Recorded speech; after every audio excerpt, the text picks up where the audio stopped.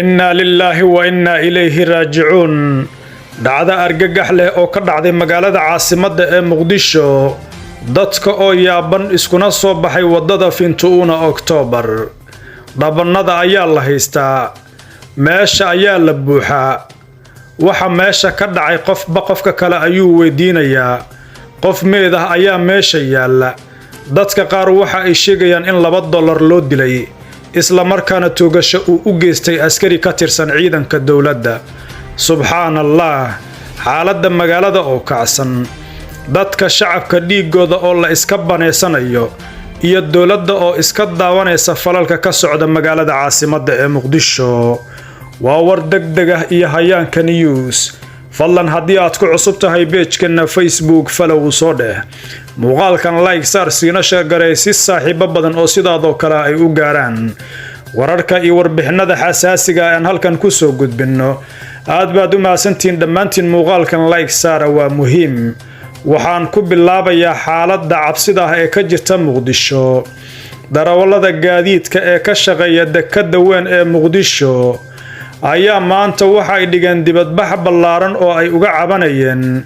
dhibaato ay sheegeen inay ku hayaan askarta dawladda federaalka Soomaaliya ee ku sugan caasimadda dibadbaxa ayaa ka dhashay dil maanta loo geystay darawal ka soo baxay dekedda oo waday gaari xamuul ah kaas oo rasaas uu ku faray askari ka tirsan ciidamada dawladda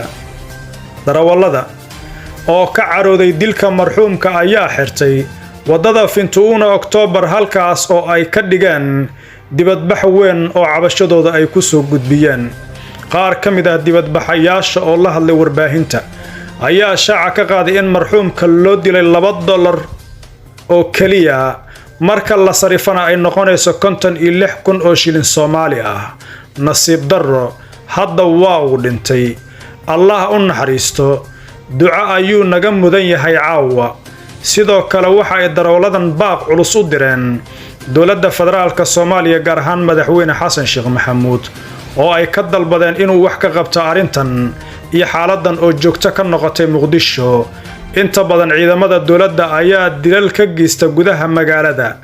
xilliyada ay marayaan wadooyinka waaweyn ee ku dhex yaala gudaha magaalada caasimadda ee Muqdisho haddaba daawade marxuumkaasi loo dilay $2 oo haddii la sarifo noqon lahayd 56,000 oo shilin Soomaali ah aragtidaada iyo fariintaad u dirayso dawladda federaalka Soomaaliya waxaad aragtidaada ku soo diri kartaa qaybta hoose ee commentiga tan iyo kulan dambe nabadgelyo.